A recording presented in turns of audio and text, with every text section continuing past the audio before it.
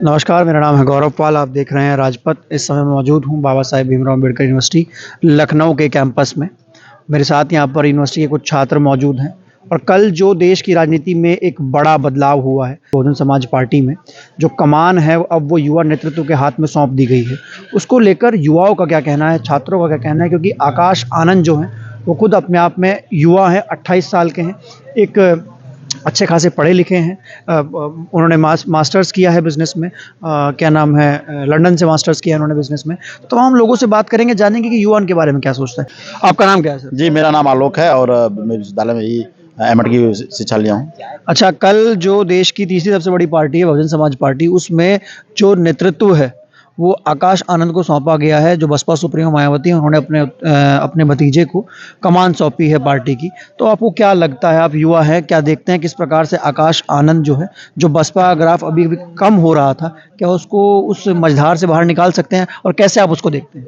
और मैं ये साफ शब्दों में कहना चाहता हूँ कि आकाश आनंद जी के बारे में जब मैं उनकी बायोग्राफी पढ़ा तो वो पहले तो नोएडा से पढ़ाई किए हैं और बाद में लंदन जाके बिजनेस एमबीए में उन्होंने बिजनेस एडमिनिस्ट्रेशन का कोर्स किया है। तो कहीं न कहीं वो उनकी जो शिक्षा है और वो 2017 से लगातार 23 तक नेशनल कोऑर्डिनेटर से लेकर तमाम ऐसे पदों पर बसपा के रहे हैं। जो उन्होंने राजनीति का कारा सीखी है, कहीं न कहीं वो बसपा के लिए एक युवाओं के रूप में नेतृत्व देने का जो काम बहन जी ने किया है वो बहुत ही सराहनीय पहल है। क्योंकि आज की जनता का जो मांग है, एक नए चेहरे की मांग है और आज कहीं न कहीं आकाश आनंद जी उस चेहरे के रूप में बसपा के रूप में देखे जा रहे हैं।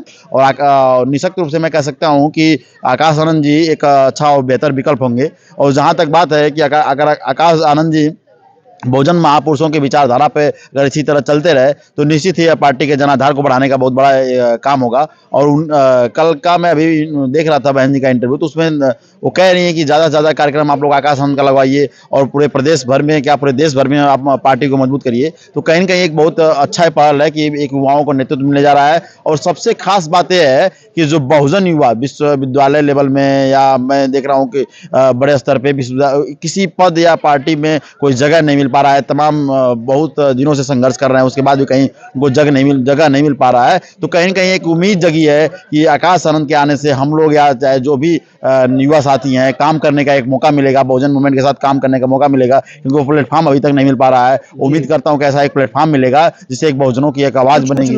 कुछ लोग परिवारवाद का आरोप लगा रहे हैं कि अपने परिवार के, अपने भतीजे को आगे बढ़ाया है, तो इसको आप कैसे देखते हैं? मैं इसको तो सिरे से खारिज करता हूँ। कहीं न कहीं यह एक हर पार्टी में जो लोग आगे काम करते हैं, जो लोग संगठन में कार्य किए हैं, परिवारवाद उसको कहते हैं कि आप उठाए और तुरंत घोषणा कर दिया अचानक से। लेकिन 2017 से लगातार उन्होंने संघर्ष किया है और अभी फिलहाल में 4 राज्यों का दौरा करके आए हैं। उसके बाद ये अगर ये यहाँ पे पार्टी में अगर वो काम कर रहे हैं तो कहीं न कहीं एक बहुत बड़ी बात है कि आप 6 साल 7 साल का कारा सीख के आए तो उनको परिवारवाद का आरोप लगाना खंडित है। आप किसी भी पार्टी अन्य देख लीजिए, सपा को देख लीजिए, कांग्रेस को देख लीजिए, बीजेपी को देख लीजिए, किसी भी पार्टी को देख लीजिए, चाहे आप उधर के रेड्डी वगैरह परिवार को देख लीजिए, सब लोग परिवारवाद का, कहीं परिवारवाद का मामला नहीं है। अगर आप उसको आगे का जो काम कर रहा है बढ़िया, उसको आगे करने का काम किया जा रहा है। हो सकता है कि आपका भतीजा हो, आपका भाई हो, कोई हो, तो वो अच्छी पहल है, उसमें कोई दिक्कत नहीं है। अच्छा, एक सवाल मेरा और रहेगा आपसे।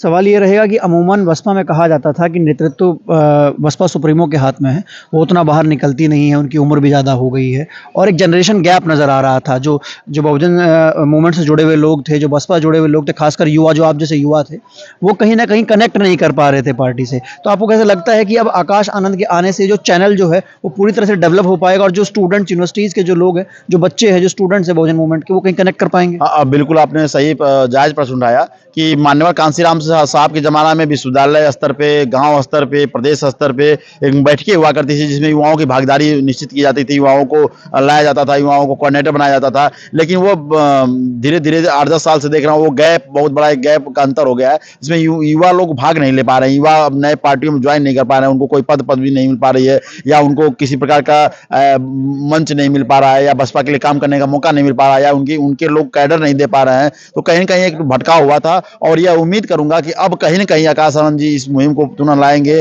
विश्वविद्यालय से स्तर से लेकर गाँव तक जाएंगे और हर युवाओं को भागीदारी सुनिश्चित करेंगे, हर युवाओं को जिम्मेवारी देंगे और युवा बढ़ चढ़ के काम करेंगे। पक्का बहुजन समाज का एक। आपका नाम क्या है? मेरा नाम मूलचंद्र कन्नौजिया है। मैं यहाँ के हिंदी लिटरेचर से पोस्ट ग्रेजुएशन कर रहा हूँ। मेरा सेकंड ईयर है यहाँ पे। अच्छा, कहाँ के रहने वाले हैं? मैं मूलतः आजमगढ़ उत्तर प्रदेश का रहने वाला हूँ। तो आप कैसे देखते हैं इसके बारे में? क्या आकाश आनंद जो जिम्मेदारी उनको सौंपी गई है उसको वो कैसे निभाएंगे और क्या चुनौतियां उनके सामने आएंगी? जी, आपने अभी एक बात कही कि आकाश आनंद मायावती जो कि बसपा पूरे देश की जो एक बहुजन समाज पार्टी को पूरे देश की एक तीसरी जो सबसे बड़ी पार्टी माना जाता है, जो कि एक राष्ट्रीय पार्टी है, उसके अभी हाल ही में कल के दिन मायावती सुप्रीमो ने अपने भतीजे आकाश आनंद को जो अपना उत्तराधिकारी घोषित किया है, तो कहीं न कहीं आकाश आनंद को ये ज़िम्मेदारी दी है, तो उससे एक जो पार्टी का एक सकारात्मक दिशा में एक नई ऊँचाइयों को छुएगी।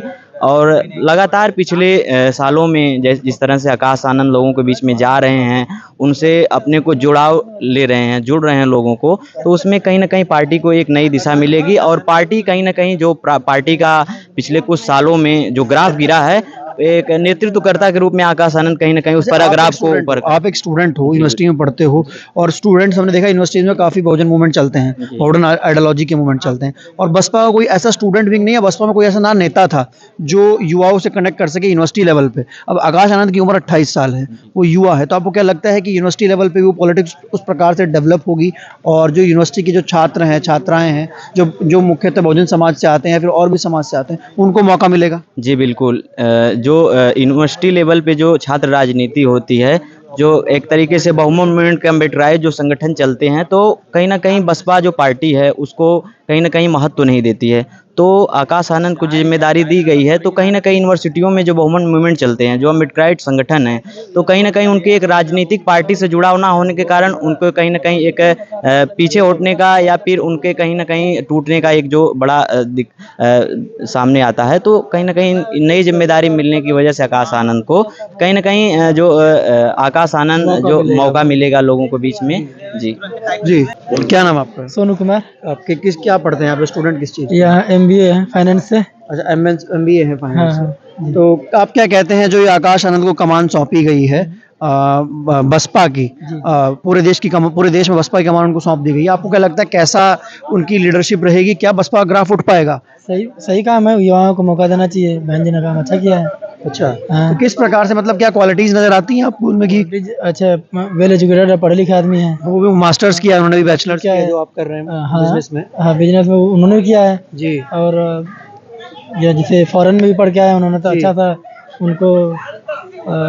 जैसे आप स्टूडेंट हैं यूनिवर्सिटी के, और यहाँ पर यूनिवर्सिटी में जैसे प्रॉब्लम आती है, और खासकर देखा जाए तो अम्बेडकराइट यहाँ पर जो संगठन है, ग्रुप्स हैं, वो बहुत ज़्यादा हैं, लेकिन अगर देखा जाए तो अम्बेडकर आइडियोलॉजी की पॉलिटिकल पार्टी बसपा है, लेकिन उसका कनेक्शन उन स्टूडेंट यूनियन से नहीं हो पाता क्योंकि एक युवा नेतृत्व का गैप था। तो लगता है कि आगे कुछ फायदा होगा, और जो यहाँ पे अम्बेडकर स्टूडेंट्स चल रहे हैं, बापसा है, तमाम बिल्कुल होगा, बापसा है, ADSU है, SFI है, तो उनको फायदा मिलेगा। हाँ, फायदा मिलेगा उनकी पॉलिटिकल रिप्रेजेंटेशन। हाँ जी, बिल्कुल होगा।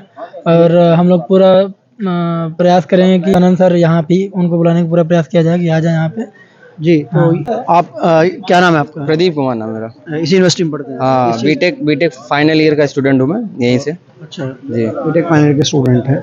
तो क्या लगता है आपको, ये जो कल निर्णय लिया गया है बसपा की ओर से और आकाश आनंद जो है उनको कमान सौंपी गई है, क्या लगता है कैसा डिसीजन है? हाँ, बहन जी ने जो निर्णय लिया बहुत अच्छा लिया है, क्योंकि युवा नेता हैं, और युवा नेता हैं तो जो हमारी पॉलिटिक्स से जो युवा जो हमारे आ रहे हैं उनको काफ़ी मार्गदर्शन होगा और काम करेंगे अच्छे से वो।